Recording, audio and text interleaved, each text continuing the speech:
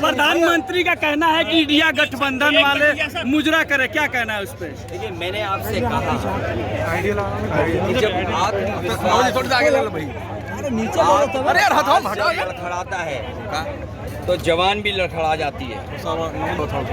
जब आत्मविश्वास लड़खड़ाता है तो जवान भी लड़खड़ा जाती है, और कहीं न कहीं उनके कॉन्फिडेंस में कमी आ रही है, और उसका परिणाम ये है कि इस तरह की भाषा इस्तेमाल हो रही है। उन्हें पता है, बीजेपी के लोगों को, कि जनता इस बार उन्हें हटाने जा रही है। 7वें चरण में हर मौके पर मैंने कहा कि जनता का गुस्सा 7वें आसमान पर होगा। जो 6वें चरण में वोट पड़ा है, जो बौछार हुई है वोटों की, 7वें में इन्हें 7 समुंदर पार जनता भेज देगी भारतीय जनता पार्टी के लोगों को। इनकी हर बात झूठी, वादे झूठे निकले। न किसान की आय बढ़ी, न नौजवानों को नौकरी रोजगार मिला, और अन्याय की सब सीमा लांघ गए। जब आप उद्योगपति को कर्ज माफ कर सकते हो तो गरीबों का, किसानों का कर्ज माफ क्यों नहीं कर रहे? सूदखोर की वजह से घटनाएं बलिया में हुई, गाजीपुर में सुनने में समय समय पे जगह जगह से आती है। सरकार ने क्या रास्ता निकाला है जिससे गरीबों को बचाया जा सके, या गरीब को कभी ज़रूरत पड़े तो उसके लिए कोई इंतज़ाम इस तरह का हो जहां से वो सस्ती दर पर पैसा ले सके। सर, कन्नौज के ही बीजेपी सांसद सुब्रत पाठक ने कहा कि जीते जी हम मुसलमानों को आरक्षण लागू नहीं होने देंगे, जरूरत पड़ी तो सरकार भी बर्खास्त कर देंगे। जी देखिए, ये तमाम वो लोग हैं जो हारने जा रहे हैं, और जब देश के प्रधानमंत्री जी की और उत्तर प्रदेश के इतने बड़े प्रदेश के मुख्यमंत्री की भाषा क्या है, अपना विकास नहीं बता रहे हैं।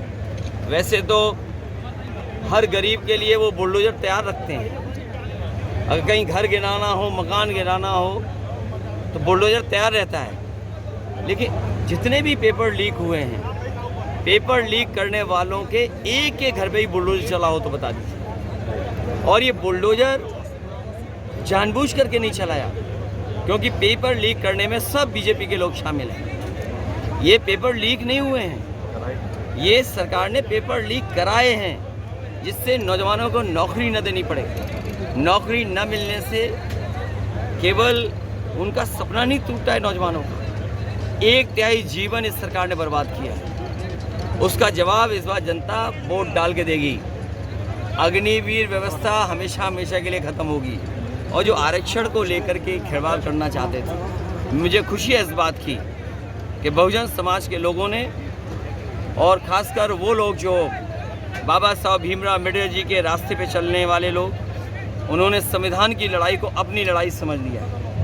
वो अपने सम्मान और अपने अधिकार और अपने न्याय की लड़ाई को समझ रहे हैं। इसलिए जो संविधान उनका संजीवनी रहा, उसके लिए एक एक वोट डाल करके वो संविधान बचाने के लिए निकल पड़े हैं। सर, मायावती जी को कह रहे हैं कि आप बी टीम है, वहीं आप आकाश आनंद को लगातार तारीफ कर रहे हैं, क्या है सर इसके पीछे? देखिए, किसी नौजवान ने कोई शुरुआत अच्छी की हो और वो कुछ अपने समाज और विचार को लेकर के चलना चाहता हो, उसी को रोक दिया, पाबंदी लगा दी, तो ये खैर उनका अपनी पार्टी का मसला है। क्योंकि एक नौजवान आगे निकल रहा था, एक उम्र की वजह से मैं उसके पक्ष में हूँ। मान लो अभी इस रैली में एक लड़का आया जो बैरिकेडिंग तोड़ करके निकल के और मेरे मंच तक आ गया। सोचो उसकी चिट्ठी में क्या लिखी थी, वो अग्निवीर व्यवस्था को ख़त्म करना चाहता है। तो सोचो, जो नौजवान तोड़ करके वो हासिल करना चाहता हो नौकरी, तो सोचिए ये गुस्सा है लोगों के अंदर।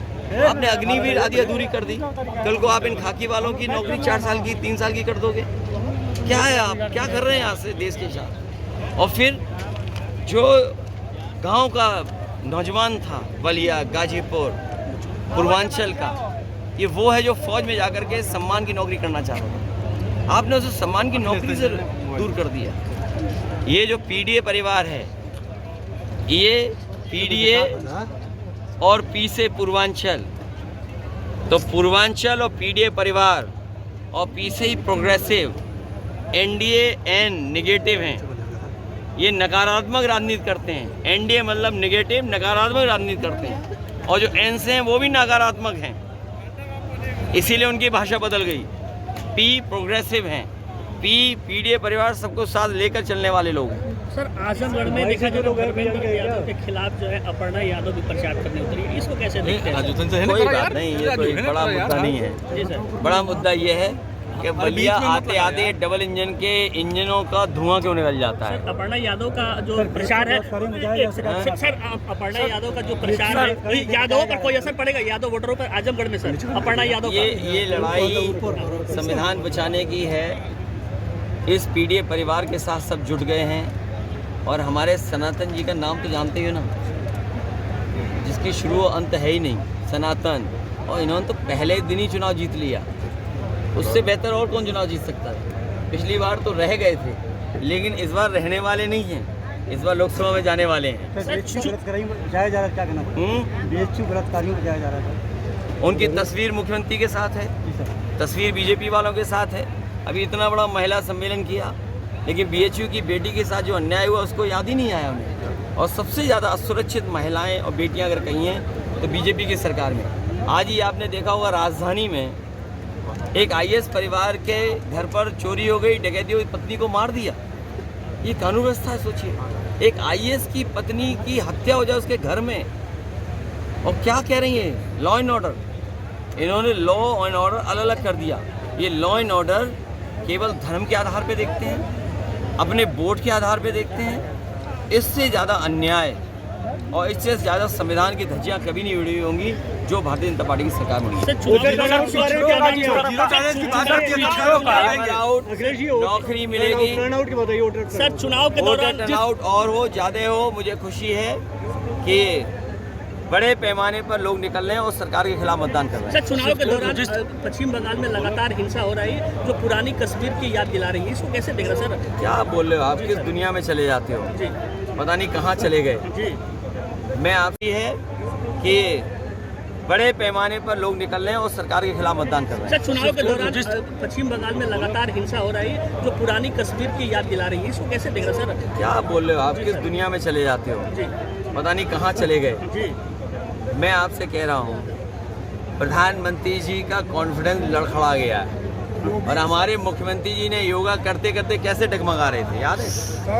ये दोनों डगमगा रहे और लड़खड़ाते लोग हैं। सर चुनाव में बंगाल में जिस तरह पिछड़ों का स्कॉलर से बोल रहे थे कि निमंत्रण दिया गया था रामलला के उत्सव का, लेकिन आप सर अरे और यार, जिस तरह कितने ज्ञानी है वो, कितने ज्ञानी है। आपने उनका ज्ञान का नहीं सुना आपने, कि जो इंजेक्शन लगाया है शरीर में वो वापस ले लिया जाएगा। आप बताओ कैसे वापस ले लिया जाएगा?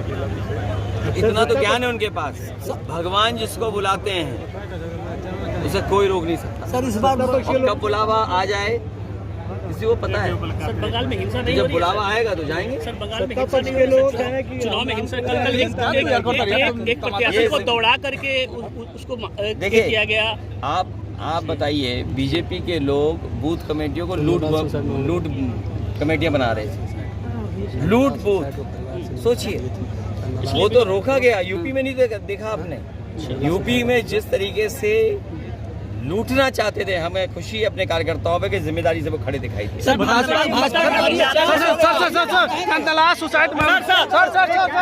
एक मिनट लास्ट में बोला ही दल पहले याद दिला हम यादव जी, सुबह जी, मनोहर सारी जी, काशीनाथ यादव जी, आप सब लोग बड़े माला थे।